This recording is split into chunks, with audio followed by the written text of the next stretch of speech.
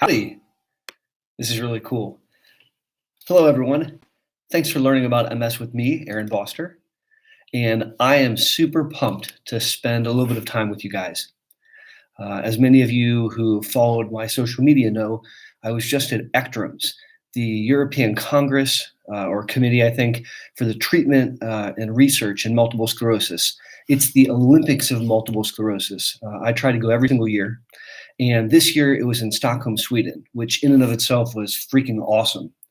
I was making my way to join my family in Barcelona, and I got stuck. My flights were delayed, and so I find myself in Amsterdam overnight. I'm staying at a hotel right by the airport, and I really wanted to spend some time with you guys. I'm going to give a few moments to let this global online village amass. Hello, Katie. Hello, Gift Boutique. Hello, Sonia. Hello, Real Cujo. And before I head down to the restaurant to get myself some dinner and maybe an adult beverage, I wanted to hang out with you guys and say hello, howdy, hi.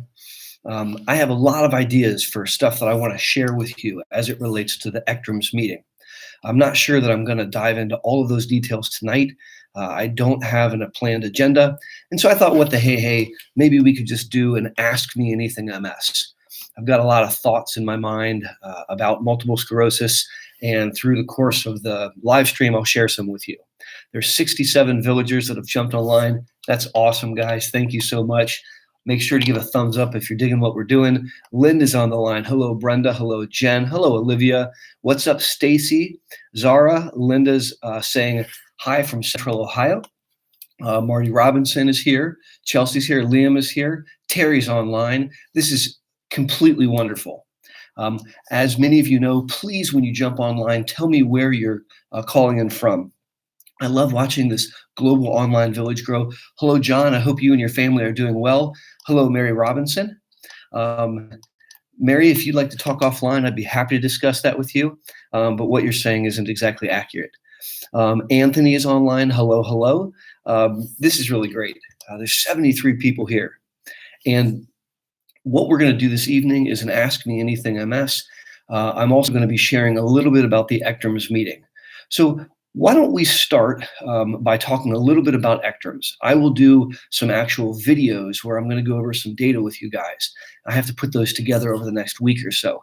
But what I would like to do is just share some impressions and kind of what we were talking about at ECTRIMS and so on and so forth, to give you a little bit of taste of what was going on. When you write questions in, please remember that I can't answer questions about your condition. I can't diagnose you, or I can't treat you over the interwebs. And so please try to make your questions as general as possible so that everyone in this village can benefit and learn. So let's start talking about ECTRIMS. ECTRIMS is a meeting. I think this was like the 39th or 35th ECTRIMS. So it's been going on for several years now. And it's typically always in a European city. I think every 4th or 5th year they do it in the United States. Next year it's actually in Washington, D.C. This year it was in Stockholm, Sweden. And it's a several-day conference. It was 3 days this year, where people who are MS treaters, MS researchers, MS clinicians, people impacted by MS, and MS groups and organizations all get together. I think there were 10,000 participants this year, 10,000. Doctors that I see only once a year at this meeting, people that I consider friends from London, England, from Scotland and Ireland, also from Saudi Arabia, from all over the world, folks down from Argentina. It's really an international conglomerate. Now, at this meeting, the who's who in multiple sclerosis presents the most cutting edge, up-to-date information. It's where we learn some of the most exciting updates. It's where we hear about the latest and greatest research. It's where people exchange ideas. People present posters. I was on a couple posters this year. And posters are a way of sharing medical format. There were over 1,200 posters. And so they're up in a giant hall, and you can walk through and talk to the authors of the posters and ask them questions and read them and learn. The sessions are in big, gigantic Congress rooms that'll hold thousands of people. And it's an awesome opportunity to hear, for example, Brenda Banwell, who is, in my opinion, the preeminent leader in the world on pediatric MS. And Brenda Banwell was on stage, and she's sharing the latest and greatest in how we think about kids with MS. How do we differentiate MS in children from other conditions like neuromyelitis optica and ADEM and stuff like that? Really very cool. So let me talk tonight a little bit about some highlights, some of the things that were the themes that I took away. One theme that I took away, and many of you impacted by MS might find this funny, was paying attention to the patient. Like, seriously. So that sounds a little crazy, but there was actually a theme of listening to what the patient says. And there's a promoted set of PROs, patient-reported outcome measures, or PROMs. And an International Federation of Multiple Sclerosis is banding together, and they put forth a set of patient-reported outcome measures. This is intended to capture the voice of the patient and quantify it so that we can better understand what's going on. Now, I said you might think that's funny because you think, well, of course we want to know the patient's voice. But I'll be honest with you guys, not all doctors are good listeners. And not all clinicians always think about the patient, even though to me that's kind of wrong. And so I was really excited that there was a thrust of listening to the patient's voice. That was very cool. Another theme, oh, by the way, MS water challenge. So when I drink, you drink. Ready? So another theme was brain health. And I love brain health. Many of you know that I have this saying that I want you to be 4 for 4 in your fight against MS. And when I say I want you to be 4 for 4 in your fight against MS, that means there's 4 things that I know about that can slow down MS, and I want you to do all 4 of them. So one of them is to take a disease-modifying therapy, a medicine to slow the disease down. But there's 3 other things that work really well to slow down MS, and I want you to do those things also. The second one is not to smoke cigarettes. And smoking cigarettes speeds up MS. And there were presentations, again, confirming that smoking cigarettes can speed up MS. And at any point in time that you quit, it slows the disease back down. So whether you're just being diagnosed with MS or whether you've had MS for 30 years, if you stop smoking, it slows down the disease. And so that's a really, really big thing. The third thing, when I talk about being 4 for 4 in MS, is to exercise as part of your lifestyle. And this is really another thing that was talked about as far as brain health. Exercising as part of your lifestyle slows the disease down. It is really important. It's completely underappreciated. And people impacted by MS that exercise as part of their lifestyle, they have less depression, they think more clearly, their body is better in shape so they can handle attacks. But it's also really helping the cardiovascular system, the heart and lungs. And we know that unchecked cardiovascular risk factors can speed up the disease. The fourth thing, and being 4 for 4, has to do with diet and eating a clean, healthy diet and supplementing low levels of vitamin D. So I love the fact that at this Congress, there was a lot of talk about brain health. And brain health really is an initiative that people impacted by MS need to live healthy lifestyles, not because we're trying to be difficult, but because if people with MS do that, they fare better. And that really fits perfectly with my 4 for 4. And so I loved seeing that brain health was a thrust of this meeting.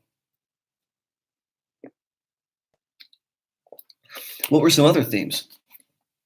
There was a lot of discussion about progressive MS. I really want to convey to you guys that these 10,000 participants, I was one of them, at ECTRIMS, at this big international congress, we're all getting together so we can up our game, so we can learn and exchange ideas and then take them back home to share with the people that we take care of and those impacted by MS. And progression is on the top of mind. In some ways, all people with MS can experience progression from the disease onset all the way through the course. And it doesn't have to be secondary progressive MS or primary progressive MS. There can be progression of the disease. For example, if you have an attack and you go blind in your eye from an optic neuritis, and then it comes back 50%, you've progressed in your disease because you now have incomplete recovery from an attack. That's a form of progression of disability. There also is a slow, insidious progression. It can affect cognition, it can affect physical functioning. And one of the themes this year was addressing the need to address progression. Another theme this year, which is very exciting, is remyelination. Now, I'm not sitting here talking to you, telling you that we have a remyelinating agent. We don't yet. I listened to a couple expert researchers that were sharing that they think we're 10 years out from having a remyelinating agent that you could take. And if you're sitting there impacted by MS, you might feel sad about that and think, well, shit, I want that now. But in the scope of science and research, 10 years is just on the horizon. Right now, we have all these disease-modifying therapies. And they're all anti-inflammatory agents, all of them. So, highly effective drugs like Tysabri and Lemtrada and Ocrevus, some of the first-line shots that we had in the 90s, and all the pills in between, they're all forms of anti-inflammatory medicines. And that's really helpful. But we need to add to that a remyelinating agent. And there was a lot of discussions about remyelination. It's still early, we're not there yet. But I love the fact that remyelination was a topic that people were discussing. What else was being discussed? Stem cell transplantation. There were presentations on stem cell transplantation. One of the things that I took away is that the risk of stem cell transplantation, death, is going lower and lower. Now, I don't think stem cell transplant is prime time yet. I really don't. I'm not leaving ECTRIMS telling people that's what we need to do. But I think that we're closer than we've ever been. And I think that we're getting better and better at the safety. There's a really interesting discussion about using stem cell transplantation, not just in the most aggressive inflammatory relapsing patients, but also in progression. And there was one presentation that looked at a special type of stem cell transplant called a mesenchymal stem cell transplant. And it was intrathecally delivered. And the data looked pretty good. So whereas I'm not telling you that now it's time for stem cell transplants, I'm telling you that more than ever before, I think that we're getting closer to really adding that to the armamentarium. Where it fits in, the exact regimen is not really clear right now. But I think it's really freaking cool that we're kind of there.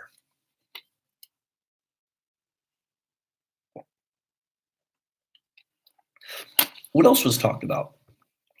Well, one of the things that's the most exciting for me is looking at the long-term follow-up data. What I mean by that is there's a drug that comes out and we have 2 years worth of data, and then the next year there's 3, and then 4, and then 5. And we follow people in clinical trials in what's called an open label extension, where we ask participants to keep it on, and be monitored on the drug so that we can learn about what happens long-term. And I participated in some posters that looked at 9-year data for Lemtrada, and it looked really positive in my opinion. There were some papers that looked at Tysabri and having no evidence of disease activity 7 years out. There was some neat stuff looking at Ocrevus. And there's 6.5 years of Ocrevus data, and it still looks really, really positive. And so that was something really cool, because you don't have MS for 2 years, right? You have MS for decades. And so I want to know that the medicines that we provide for you continue to have benefit. And that's something that I always look for when I go to a Congress. And this year I was, again, reassured by that. I've been flying a good portion of the day, and I'm certainly thirsty. So that was something that I really thought was cool. Another thing that we learn about when we go to these congresses is late breaking news and exciting new data. And there were two clinical trials that were sort of released. Some people are being inappropriate on the, let's see here. When I'm doing this, guys, I can't always read what's going on and in the chat, and so I'll look at it later. But I certainly don't think people should be inappropriate in the chat. This is a live stream of love.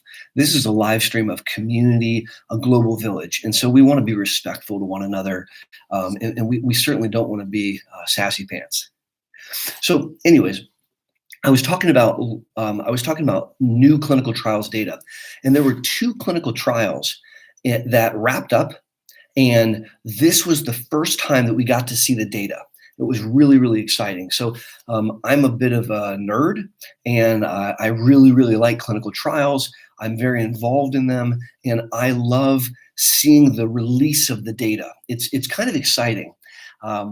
I imagine that it's kind of like seeing a sports team play a championship game. And there were two clinical trials where they shared the data for the very first time. I was involved in both of them, not significantly involved, but I had a role in both of them. So one of them was a trial that looked at a novel S1P1 receptor modulator drug. So that's a drug in the same class as Gilenya and siponimod. And this drug is called ponesimod. And they compared ponesimod against Aubagio. And so that was one trial that they shared the data, and that we saw that for the very first time. There was a second trial that was even more exciting. And this looked at a therapy called ufatumumab. Now, I didn't make up these names. Ufatumumab sounds pretty funny. It's another B-cell killer. It's a medicine that's in the same class as Rituxan and Ocrevus, except it's given subcutaneously once a month. So you self-inject once monthly. And it was compared also to Aubagio. Now, I plan to do an entire video on definitely on the second trial. I may have secretly taken some photographs during the Congress, so I have all the slides. And I'm probably going to do a video where I kind of walk you through that. That's going to take a little bit of time. I'm going to work on it over the next week because I want to share with you what we saw. I want to share with you the data, and then I want to share my impressions of the data. And I hope that you find that interesting. And I may do that for that the other trial. Now, in both trials, I had small roles. So for the ufatumumab trial, I was a sub-investigator. So I wasn't driving the trial at my center. For the ponesimod trial, I've been involved in the ponesimod trials for a long time now.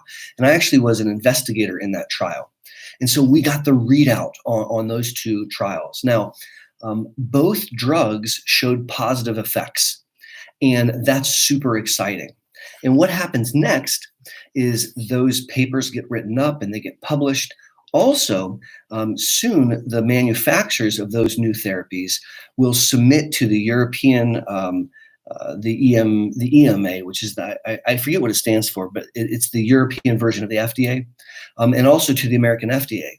And they'll go through a process to become approved as medicines. And I predict that ponesimod will become an approved MS medicine.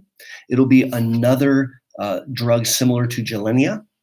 And I also predict that ufatumumab will become a new B-cell killer. So I predict that we'll have two of them that'll be in the market. And so I'm not going to spill the beans on all the details because I think I would really like to share with you the scientific process by sharing some of that data. So that'll be in a separate thing.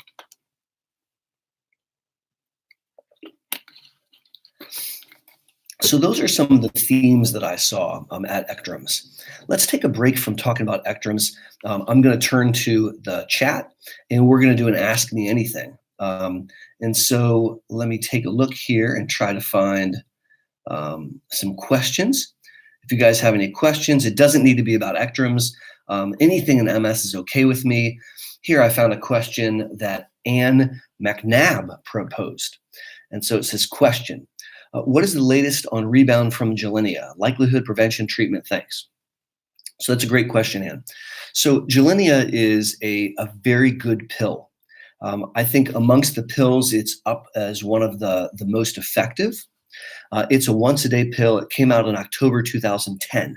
So it's been around for a little while now. Gilenya is not the only S1P receptor. We now have another approved one made by the same company called Siponimod. So that's Mayzent.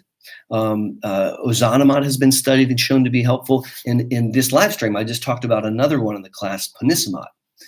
And in Gilenya, very rarely, and I mean like very rarely, like less than 10 times, there's been cases where someone stopped the drug and then the disease had a rebound. So it came back clinically in MRI much more aggressive. Not forever, just kind of a rebound. And that doesn't happen very often. So my first comment, Anne, is I don't have tremendous fear that we're going to have major problems, like you shouldn't take Gilenya because when you come off, you'll rebound. I don't feel that way. And I think that one of the things we have to remember is when you stop Gilenya, you're not going to then not do anything. So I think that the way that I want to approach this with my patients is if you're on Gilenya and then you're going to come off, you have to know ahead of time what you're going to go on to. So there has to be a plan, a sequence of medicines. And there's a lot of different ways to do that. Sometimes, well, let me say it this way. When you stop Gilenya, what you've done with Gilenya is you put 80% of your white blood cells in your lymph nodes. And it takes upwards of 3 months for those cells to slowly come back out into the bloodstream. And depending on what drug you're going to move on to, you may have to wait before you can start that drug. So one of the things that we do clinically, and this is just anecdotal, but I think it works, is to pulse steroids in between. And by pulsing steroids, by giving a slug of high-dose steroids, like say once a month for a couple months, as you make this transition, you're kind of quelling or slowing down the immune response. And when you do that, I think that you reduce your risk of a rebound. And so that's something that we do pretty often when we transition people. So that's a great question. I'm not trying to make light of rebound or say like it's no big deal, but I think that we have to recognize that it's super rare and that there's ways of mitigating risk by being planful. So that was a good question. Thank you very much for asking it. So Haha Kitty MS says, can you have fibromyalgia and MS? And yeah, you can. My mentor, Dr. Omar Khan, used to sometimes say that sometimes nature can be too generous. And so you can have MS and you can have diabetes, or you can have MS and you can have heart disease. And you certainly can have MS and fibromyalgia. So I definitely see that. All right, what else do we have here? So Allison Barnett says, can I echo Anne's question? So I think I've addressed that about the fingolimod. So what else do we have cooking here? Jamie says, can you do a video on hyperbaric oxygen therapy? I feel like it has really helped me and it may help others. So for some of you, you might not know that there's a therapy where you go inside of an oxygen chamber and they pump up the pressure. I have never studied that and I've never used that with a patient. I'm not saying that it works or doesn't work. I just don't have any experience with it. Now, I made Jamie do a literature search to kind of bone up on it a little bit, but I think it's unlikely that I'm going to put out a full video on it because it's not part of my treatment algorithm. I would throw the question around and ask you, could you share a little bit? Maybe when I wrap this live stream up, down in the comments, would you mind sharing with us, with this village, your experience with hyperbaric oxygen therapy? I would enjoy reading that. And so that, you know, if you're willing, I think that would be really cool. Now, Melanie is being really sweet and she says, click out of the live stream, give it a thumbs up and jump back in. And that's really sweet. You know, that helps out the channel actually. And it makes me feel good. So, you know, if you guys are digging this live stream, give it a thumbs up and let me know that. That's really cool. All right. So looking through here, so Stacy Phillips shares that she has a drink water app on her phone. And I've had a couple other patients tell me that there's an app they use on the phone. If you guys are watching this and you use an app to remind you to drink water, tell us about it. By the way,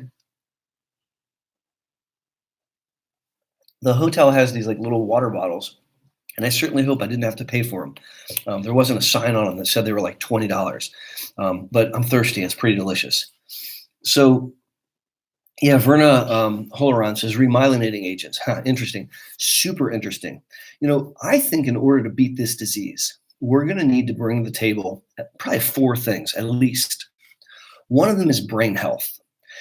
Brain health, living a healthy lifestyle, eating well, supplementing vitamin D, not smoking, exercising. I really think in order for someone to be the best version of them with MS, that has to be in play. I really do mean that. You can't just take pills and then like have MS be okay. We need an anti-inflammatory drug, and that's kind of all the medicines that I talk about, all the disease-modifying therapies to date, they're all anti-inflammatory drugs. We also need a remyelinating agent. And we want a remyelinating agent because we want to be able to add back the myelin that's been taken away. And we really don't have that yet. The fourth thing is that we want a neuroprotective agent, and we don't have that either. And so I think that a neuroprotective agent, a remyelinating agent, and an anti-inflammatory, and we have those now, and then the 4 for 4. The brain health, that's going to be the complete package. Today, 2019, we have 2 of those 4. We have brain health, the 4 for 4 concept I talk about a lot, and we have really impressive anti-inflammatory DMTs. So certainly more to come. Oh, and thank you, Sarah, for saying European Medical Agency. That's what EMA stands for. What else do we have cooking here? Are there other questions? So Bahar Rabi writes, Ocrevus or Mavenclad? Which one's better? Which one's side effects are worse? Thanks. So I think they're really different. Ocrevus is a medicine that I use a lot of. I think it's a really great drug. It's a monoclonal antibody. I think it's probably one of the most effective medicines that are out there right now. It's taken twice a year through an infusion, and it kills B cells. And I have several videos. I have an entire playlist on my channel about Ocrevus. So just briefly talking about how does Ocrevus work. It kills adult B cells. And the analogy that I like to use is as follows for how the drug works. When I went to high school, I went to a really big high school. There were like 700 plus kids in my class. It was a huge high school. And if 2 young men bumped into each other, there was only one way to solve that dispute. They would meet behind B building at 3:30 and they'd pound the crap out of each other. And I noticed that, because I attended some of these events, that the young pugilists showed up to fight and they brought a bunch of their friends. They brought like 6 or 7 of their best friends. No young man would show up to beat up some guy without bringing his posse with him. So in this analogy, the fighter is the T cell. The T cell is attacking your brain and spinal cord. But the T cell can't do it unless he's got his buddies, the B cells there. And his buddies egg him on. They say, go ahead, man, whoop his butt. I got you. I'll hold your book bag. Now, what we do with Ocrevus is we murder all the friends. So we kill all of his friends. And so if a young man showed up to fight and he didn't bring any friends, well, he wouldn't want to fight. He'd leave. And by killing off the adult B cells, we disallow the T cell from becoming adequately riled up to attack you. And so that's really creative. That's a B cell killer, Ocrevus. And at ECTRIMS, we learned about a new B cell killer called ufatumumab. So I'll be doing a video about that in the next week, probably.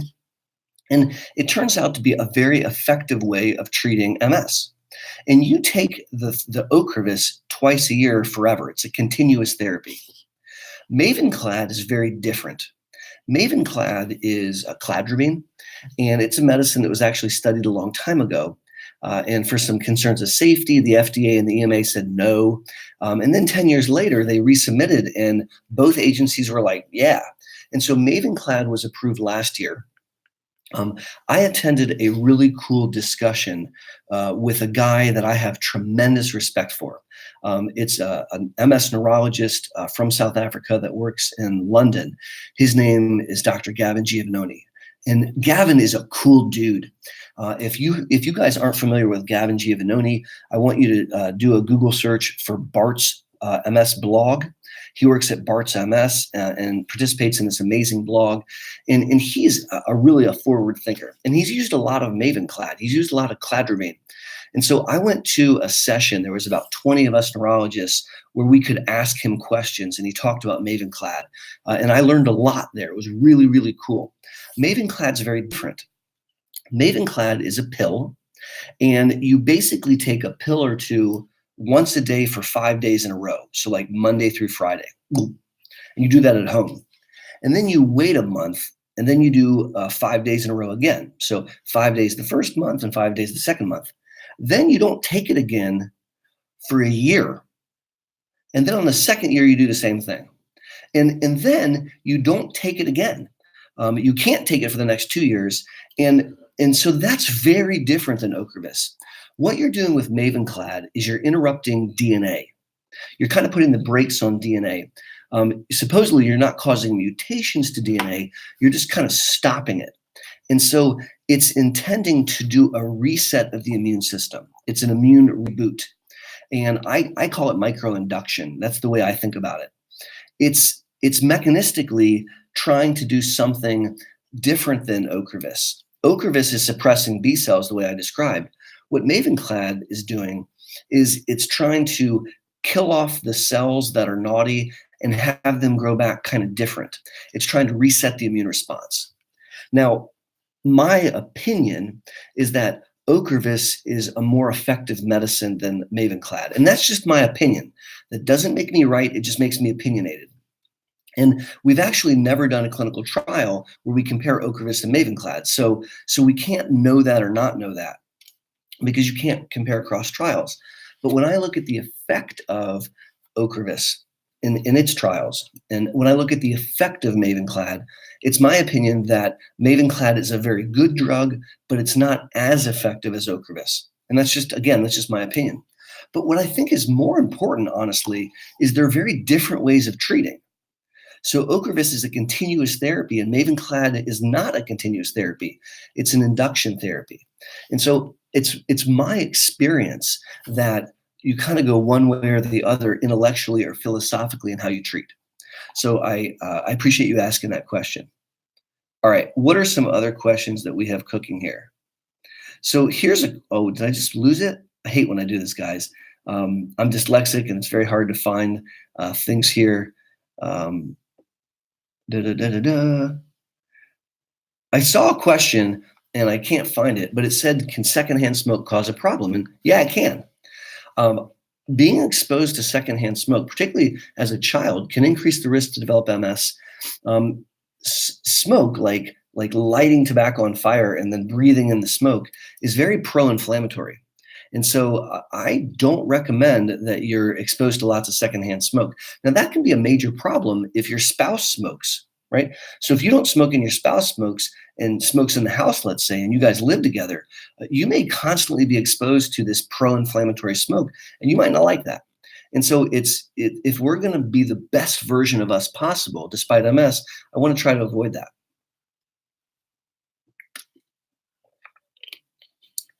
So DF writes, told recently in Canada that MS is not painful. That's bullshit. No idea how close he came to a throat punch. I'm not recommending throat punching people, but I am recommending that we make sure that everybody knows that MS can cause pain. I have an entire playlist on this channel where I talk about how MS hurts, and there's several videos I did on different kinds of MS pain. And so if you guys haven't checked that out, you could, and maybe this doctor in Canada might benefit from watching those videos. All right, so here's a question from Shah L. Is cladribine safe to take? I was told that I should not take it around elder children. Is that true? I don't know that I completely understand your question. Mavenclad or cladribine is an immunosuppressant. And so if you're going to suppress someone's immune system, you have to take some steps ahead of time. Anytime I give an immunosuppressant, whether that be Cytoxin, back in the ancient days, we used to use a drug called mitoxantrone. I'm very fond of Lemtrada. I think that's a very, very good immunosuppressant. Cladribine is an immunosuppressant. Ocrevus has immunosuppressive qualities. You want to do some homework beforehand. You want to make sure that you've checked for TB and HIV. I think that you might want to check for several different kinds of infections. There was a discussion at ECTRIMS about checking MMR, so checking your response to measles, mumps, and rubella. Because if you're no longer mounting a really big response, because we have an uptick because of anti-vaxxers, in measles, for example, we might be putting people at risk. And that's probably a recommendation that I'm going to start to follow, to check MMR in patients before we start to do this stuff. So I do appreciate SHA-I or SHA-L, that there's some steps that we have to take ahead of time before we can feel really comfortable and confident starting an immunosuppressant. I'll give you an example. If you had hepatitis, which is an infection, and we gave you an immunosuppressant, it could make things worse. It could make your hepatitis worse. And so I think it's appropriate to screen someone with laboratories to see if they have hepatitis. Sometimes people have hepatitis, for example, and they don't know it. I screen my patients when I use immunosuppressants for hepatitis, and I will identify 1 or 2 people a year that didn't know they had that. In the example of hepatitis, we can treat that disease. And so that's something that we might want to do. So thank you for that question. All right.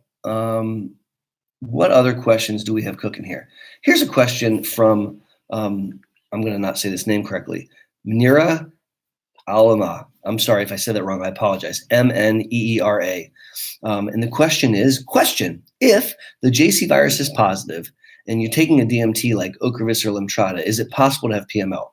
That's a very good question. So I have several videos where I decode the JC virus, and the short answer is no. There's a drug called Tysabri. It's a really good drug.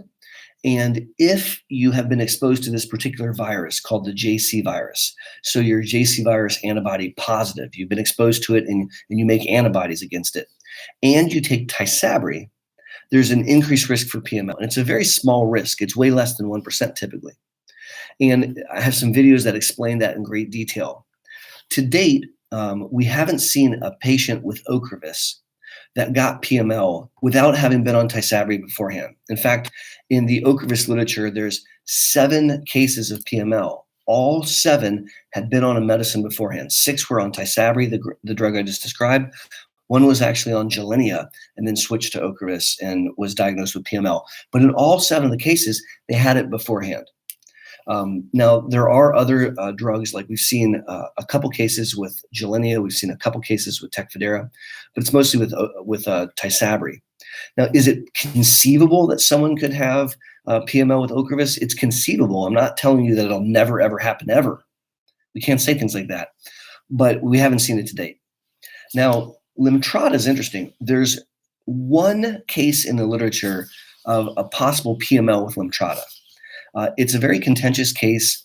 There's actually a publication about it, and it's kind of a question mark in my mind. I guess what I want to say is I don't want to throw the baby out with the bathwater and be so scared of a rare risk of an infection that I don't consider the benefit of the drug. And so I want to see that video. So check out my videos on the JC virus. But I want to leave this question with this thought. Everything in life is a risk benefit. If you cross the street, you're making a risk benefit. The benefit is you get to go to the other side of the street. The risk is you could be hit by a car. Now, if it's broad daylight and you can see a mile down there and a mile down there and there are no cars, and it's a really short street and you can run across really quickly, the risk of being hit by a car is really low and the benefit's really high. But that is a risk-benefit situation. If you drive fast, or if you drive at all, you have a benefit because you can get somewhere quickly, but you have a risk that you could be in a car accident. That's a risk benefit. And when you take a medicine, any medicine, and today we're talking about MS medicines, there's risk benefit. There's a benefit to the disease and there's potential risk. And I think all too often we get really hung up on small risk and we don't appreciate the benefit in exchange for it. Because I got to be honest with you, I am way more scared of undertreated MS than PML in an Ocrevus or in a Lemtrada treated patient. I'm not trying to make light of PML. PML is a very bad thing, but the likelihood that you have MS is 100%. And the likelihood that if we don't treat it adequately, there's going to be a problem is 100%. And we're talking about a risk. So for example, with Ocrevus, there's been 120,000 patients treated, 7 cases of PML, and they all have been preceded by drugs that can cause PML. And so instead of not taking Ocrevus because of that fear, which I don't really think is founded, you can do some smart things. So for example, every time we come off a drug, we like to get an MRI. You can see PML on the MRI if you know what you're looking for. So we can look for it and say, okay, we don't see it. And then we have more confidence coming into the next drug. And so we have to consider the risk benefit of the drug. And here's the big thing. We have to consider the risk benefit of the drug in the context of the risk of the disease. We want to remember that MS is not a good thing to have, and that untreated MS or undertreated MS is a monster which can leave us neurologically devastated, disabled cognitively and physically. And so I'm way, way, way more scared about that than I am about a potential 1 case of PML in the setting of Lemtrada. So that's, again, my opinion. There's 150 people online. This is freaking awesome. If you didn't jump in at the beginning, I left the ECTRIMS meeting, the European Congress or Committee for Treatment and Research in Multiple Sclerosis. 10,000 MS clinicians all gathered in Stockholm, Sweden for this big congress. It was awesome. And I'm making my way to Barcelona where I'm going to meet my family, and I got stuck in Amsterdam. Now, that's not a bad place to be stuck. And at some point, I'm going to log off here and go grab some dinner. But I really wanted to hang out with you guys. I missed you. And it is so freaking cool that I jump online, and there's 154 of you, this awesome global village. So thank you very much. Let's do the MS Water Challenge and hook it up.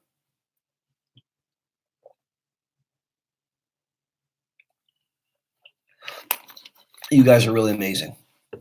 There's 107 likes, and that makes me feel good too. Thank you. Let's do a couple other questions. What else do we got cooking here? Stacy says, pain with MS is the worst. You're right. There's a lot of invisible symptoms in MS. And you've heard me say, but honey, you look so good. I hear that a lot. A lot of patients share with me, they'll say, oh my gosh, I'm so tired, because they have profound pathologic fatigue. And a well-intended loved one will be like, yeah, me too. And they don't realize really what they're saying. And one of these invisible symptoms that's so hard for people is neuropathic pain from MS. I want to share something neat. I hurt my joint right here, my pinky. Now, that's not the neat thing. And it's swollen, and it hurts to move my hand. I guess I'm getting old. But it's impinging on a nerve. And so I have a burning sensation right here. Now, look at my hand on the video. My hand looks normal. And I have like a burning there. And it's probably like a 1 out of 10 intensity. So it's not like keeping me up at night, but it's not going away. And it hurts. And I was reflecting on having neuropathic pain in MS because you can't see anything. Except I know where the nerves are there, and I think I know what happened. And it just makes me think about what my patient must experience when their entire leg feels like it's on fire, or when it feels like there's a vice on their arm, or any of the other neuropathic pain syndromes that you can see in MS. And so you're right. Pain in MS is the worst, in part because it's invisible and people can't see it. But just because you can't see someone's symptoms doesn't mean it's not real. I'm going to repeat that. Just because you can't see someone's symptoms doesn't mean it's not real, because it's still real.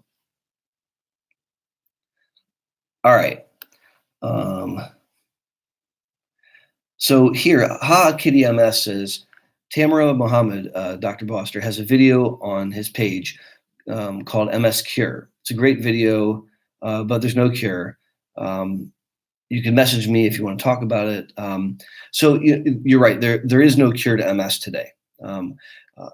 We could dream about a cure for MS. I don't think there's going to be a cure for MS in my lifetime. And I'm not saying that to be a jerk or to be mean. I think that a realistic goal for MS is to shut it down and to make it boring. And so that's my goal, is to make someone the most awesome version of them despite having MS, and to make it boring. I'll use an example of another autoimmune condition called diabetes. Diabetes used to kill people. Literally, you get diabetes and eventually you go into renal failure and die.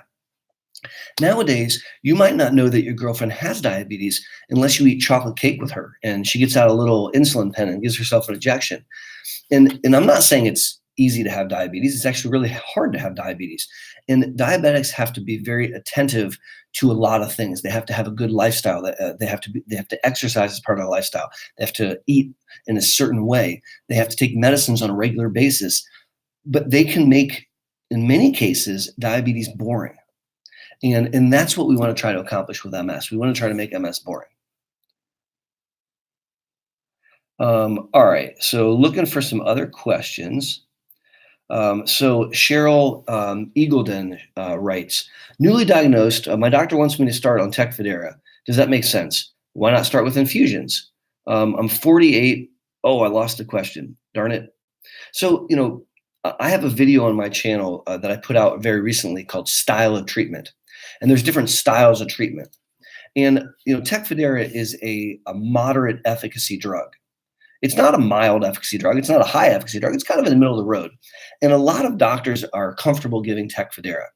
That's not my style, but it's the style of a lot of doctors. And that's not what I would want to do for my patient. But again, that doesn't make me right. Oftentimes, if we're starting with Tecfidera, the idea is an escalation idea where we're going to put you on Tec. That's a moderate therapy. It's pretty safe, we think. And if everything goes okay, great. And if not, then we can upgrade. That's called the escalation model. And I actually don't like that model because we're allowing someone to accrue brain damage or spinal cord damage before we upgrade them to a more effective therapy. So I'm of the opinion, and it's just my opinion, that the early application of highly effective therapy, so starting with the infusions, for example, is really what I want to do. But that's a conversation that you have to have with your doctor, all right? And again, I would encourage you to check out that video. So the video is on styles of treatment. You can find that if you look through one of my more recent videos.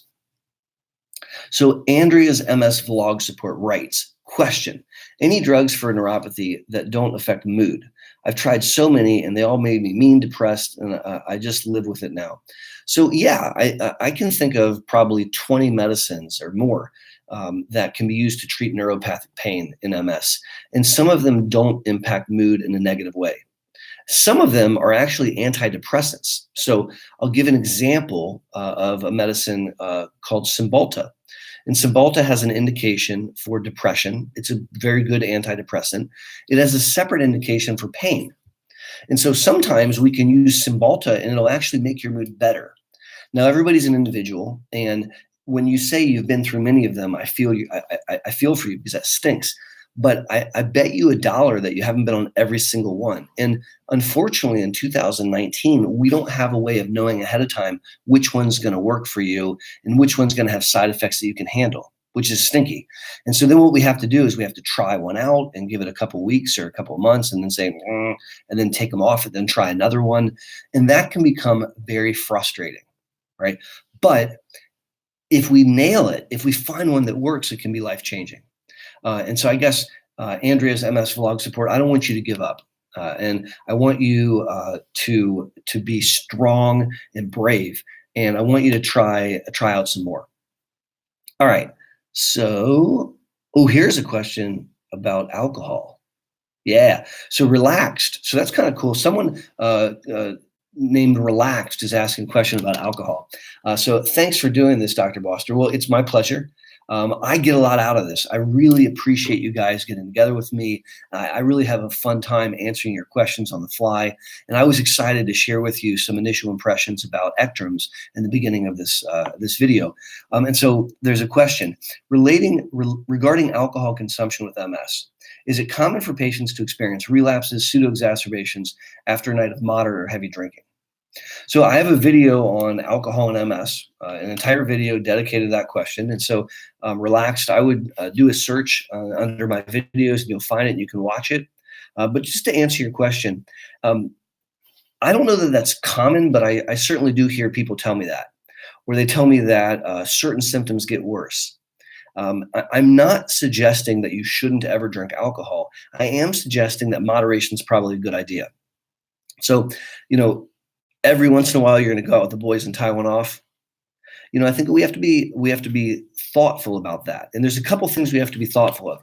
Number one, the average MS patient in MS, well, in the United States, takes 7 medicines. That's a lot of medicines. And many of the medicines we take are impacted by alcohol. So whereas you might not be like making your MS worse per se, but you might be augmenting a side effect from one of your medicines. So that's a thought. Also, alcohol is a depressant, and people with MS are twice as likely to experience depression and anxiety. And so sometimes that's not like the best of ideas. Also, alcohol can impair executive functioning. So, when you get drunk and you don't think clearly, and alcohol can cause you to slur your speech, and alcohol can cause you to be unsteady on your feet. And sometimes MS can do that. And so I'm bringing this up because these are all things that we have to think about. Am I telling you that you should never have a beer? No, not at all. I'm going to leave this live stream and have dinner and have a beer. But I think moderation is really the key. And we also want to think about the fact that the average man can metabolize 2 alcoholic beverages a night or a day, and it won't hurt his liver. And the average woman can consume 1 and not hurt their liver. And so these are some considerations.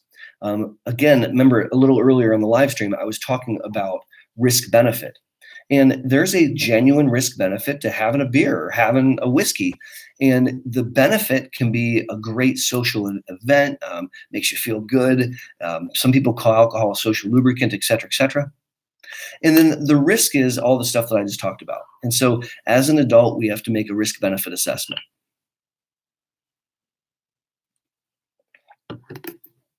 All right, let's look for some more questions.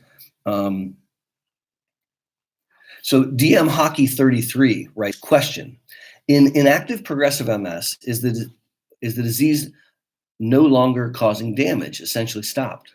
No. So that's actually a really good question. The American FDA has recently revised a lot of the labels for MS drugs. And they've said, for example, that this drug is recommended or indicated for secondary progressive MS with activity. Where when we think about like Ocrevus, sometimes people will say like, it's available in the UK for PPMS with activity.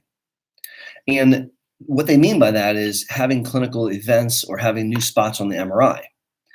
And I get that. But the lack of activity does not mean the disease isn't still active. It's still not doing something bad, because it is. And there's a lot of subtle bad things that are going on.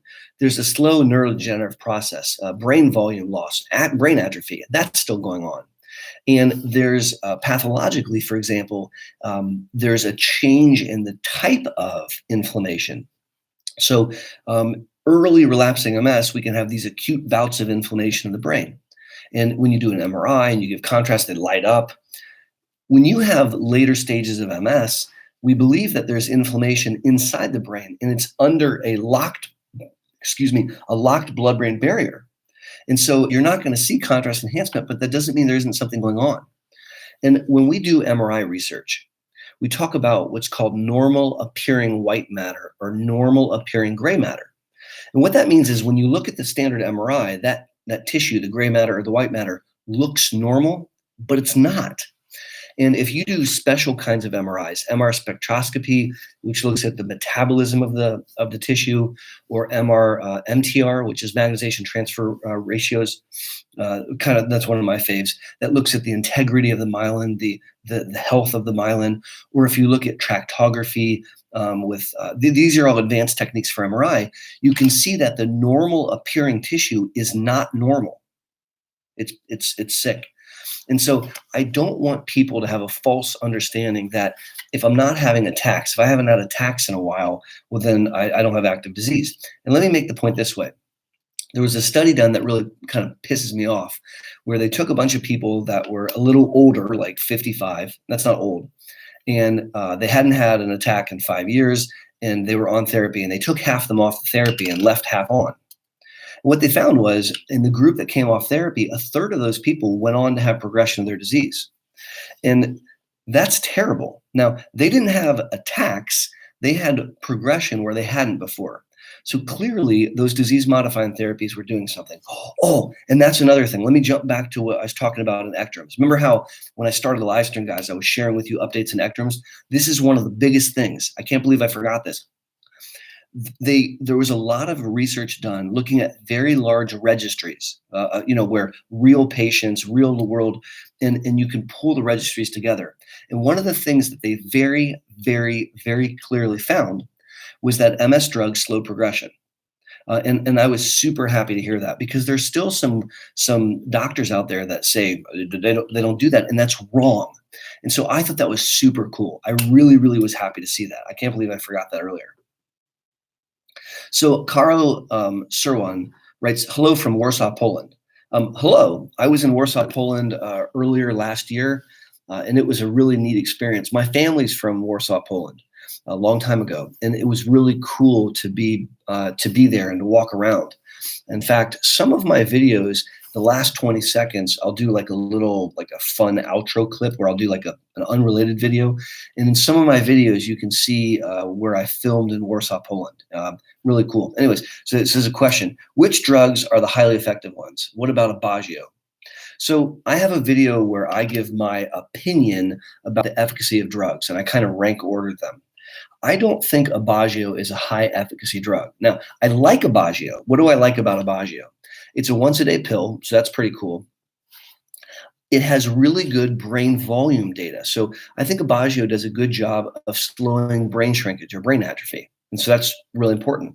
I also think Aubagio has good data looking at progression and slowing progression. I don't think Aubagio is the best drug for decreasing attacks, and I don't think it's the best drug for decreasing new spots. So me, Aaron, personally, I prefer to use Aubagio later in the disease process. When I want you on a drug, I want you on something that's going to help slow the disease and it's going to help slow brain volume loss, but I'm not as worried about attacks and as worried about new inflammatory spots. And so that's where I prefer to use Aubagio. Now, that doesn't make me right. That's just where I prefer to use it. And I think it's a very well-tolerated drug. But again, I can't tell you for you what's the best answer. There are many, many doctors that use pills up front. We had a question earlier about someone newly diagnosed that was going to start Tecfidera. That's a pill. And that's not a highly effective drug. That's a moderate effective drug. Aubagio is not a highly effective drug.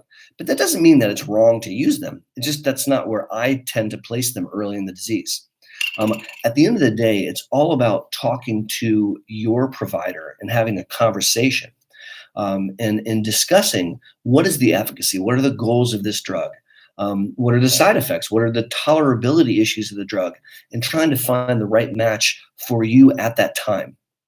And one of the reasons I make these videos, guys, is because I want to empower you and I want to energize you, but I also want to educate you. I want to teach you some stuff about these medicines or about MS so that you can up your game. And when you go to talk to your doctor, you have more information so that you can be a better participant in the conversation. I say this in a lot of my videos. Nothing I say replaces what your doctor says ever, ever, ever. But it's my hope that by educating you and empowering you and energizing you, I can help you be more informed in the conversation. And that's really what this is all about. It's also about love.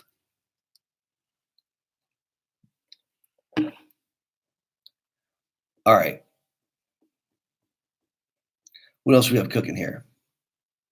So MS in the 11th percentile is a really cool gal who has her own YouTube channel.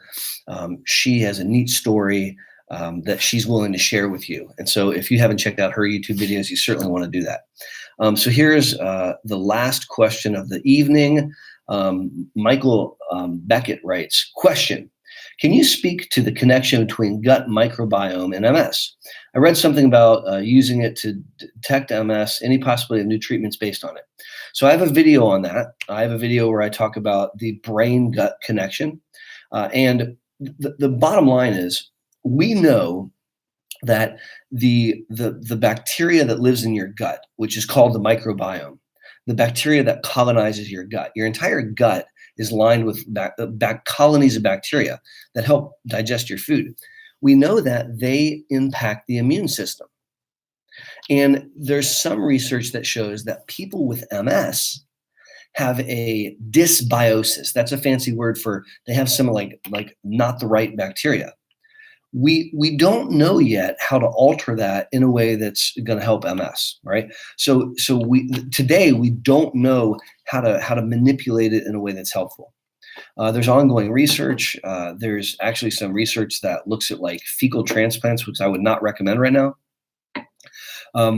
Trying to change the microbiome. And you can buy over-the-counter probiotics or prebiotics, which are colonies of bacteria that are supposed to provide better colonies of bacteria, but we don't know which ones are the right ones. So it's really provocative. It's very exciting to think about it. But I don't think that we can make a recommendation about what you need to be doing. Today, I do think that a lot of patients benefit from taking probiotics, but not because of the immune system, because it helps regulate their gut.